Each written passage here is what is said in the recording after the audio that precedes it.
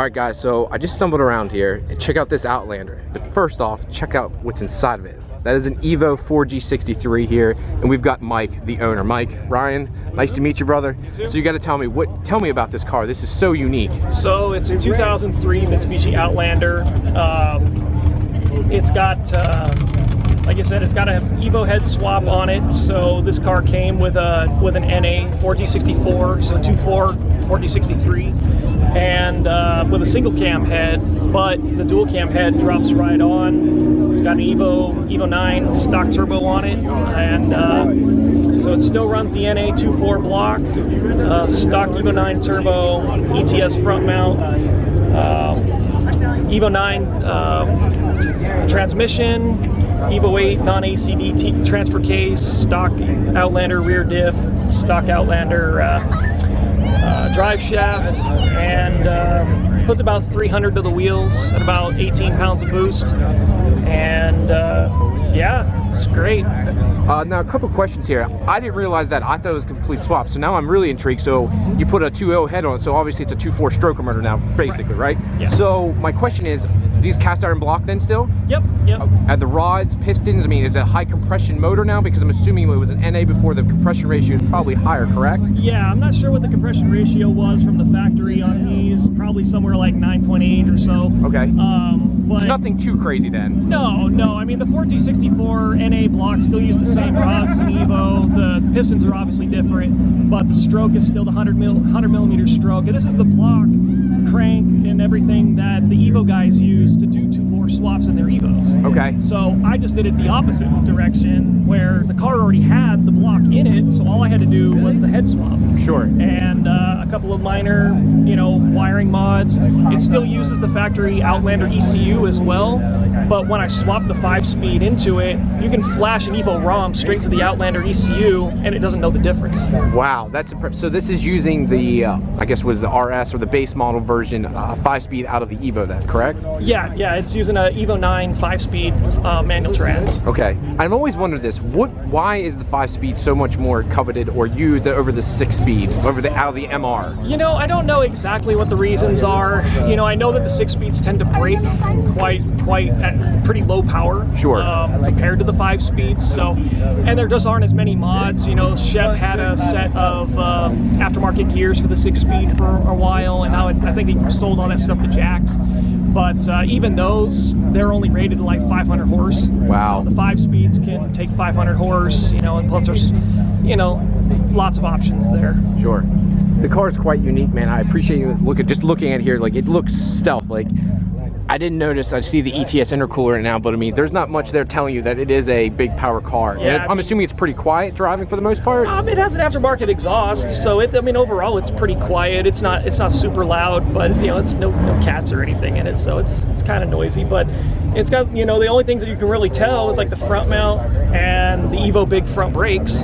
Oh, you even did it runs Evo knuckles as well in the front. Wow, that's awesome. So then I could run the Evo axles. Got you. Because the hub is actually a little bit different between the Outlander and the Evo, but you could the knuckles bolt right in. That's awesome. So you don't have to worry about anything, and you can run the Evo front brakes, but it still runs the Outlander drum brakes in the back. Oh my. So I haven't done the brake swap in the back yet. Okay. It's just a little more involved to do all that, but it still stops pretty well. Now, this is probably another dumb question. These are IRS car then, correct? It is a rear independent suspension? Yeah. Okay. I mean, if you looked underneath it, it doesn't look exactly like an Evo in the back, but it still has an independent rear, and the Evo rear diff will actually bolt into the Outlander subframe. Gotcha. If you wanted to do an Evo rear diff swap. Gotcha. The axles in the rear for the Outlander are quite a bit thinner than the Evo, so if I wanted to do an Evo rear swap, I could do the axles as well. Awesome. Mike, thank you so much for talking about the car, man. It's beautiful and quite unique. As again, we've got me being a super fanatic, so we've got Frank's Quicksilver car. We've got Alex's car here, and we've got Alex right here. Alex, buddy, how's it going? How are you guys doing? Good, man, good. So, we've had this car on the channel before. I've shown pieces of it. We've never really fully talked about it, though. Exactly. So, let's get the rundown. What year's the car? Let's just start and just hammer at it. All right, it's a 1995 Toyota Supra Targa Top. Originally 5-speed, naturally aspirated. It is now a 2JZ VVTi stock block. It is a built R154 Mollen crawler parts. The head has GSC S2 billet cams, running an S362 Borg Warner turbo, custom 4-inch downpipe all the way back to a axle back titanium piece done by Billy Freed at Freed Engineering. Let's see, suspension, we have KW V3s. Wheels, we got CCW Classics. Tires, Toyo R-Triple-Ace in the back, Michelin Pilot Super Sports in the front.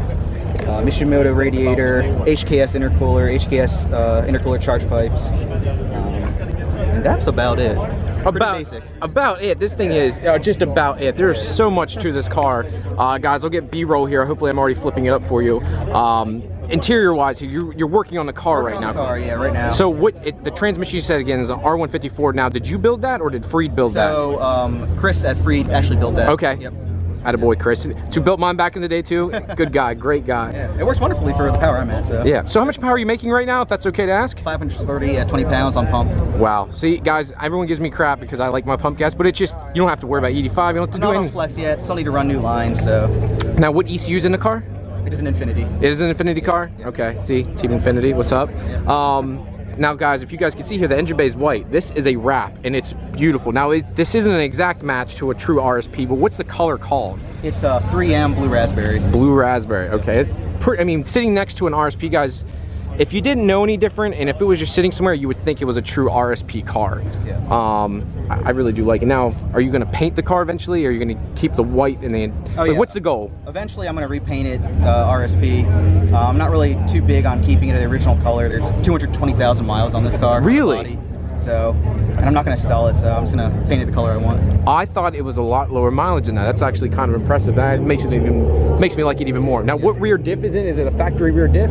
It is actually, so I had a 6-speed diff, but then I traded that in for an auto diff from my buddy, because I'm planning to go T56.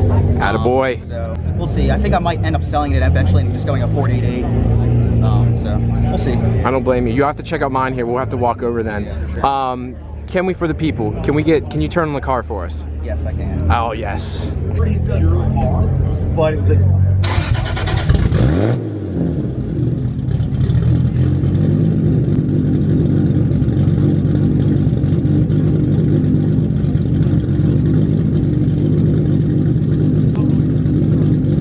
Okay, that is loud, extremely loud. It sounds good. It's GSC S2s again. GSC S2 billet VVTi cams. Right. And with that little bit of titanium at the back, it has that perfect little tingy noise, Yep. and it's all straight pipe, and I freaking love it.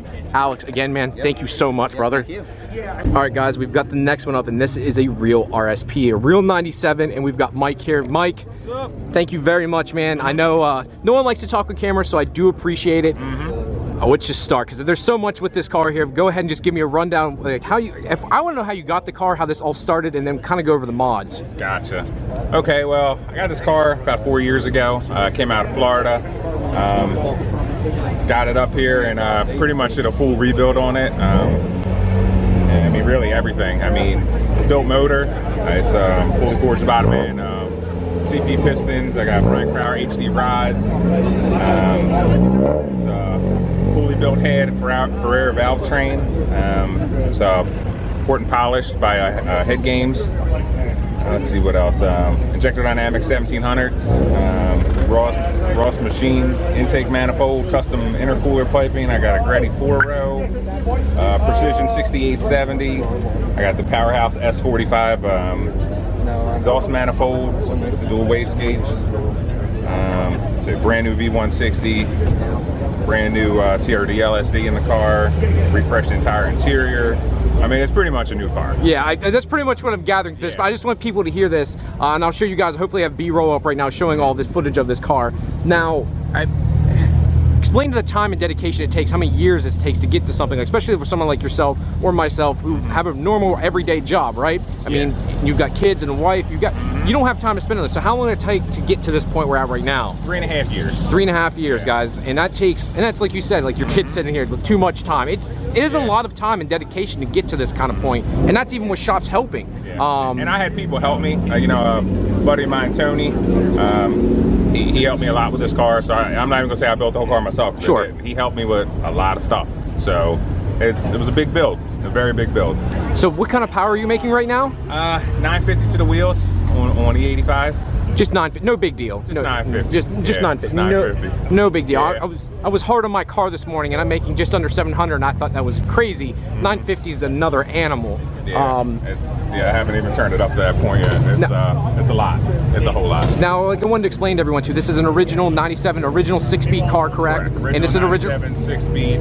Unfortunately, it's not original paint. When I got the car, it had a molded body kit on it that I had to have removed. They said paint's not original, but it is an original RSP car, though, correct? Original RSP 6-speed. And that's what's most important. Yeah. And less than 30,000 miles on the car. Okay, that I didn't know. I knew it was low mileage. I didn't know it was that low. It's low miles, less than 30.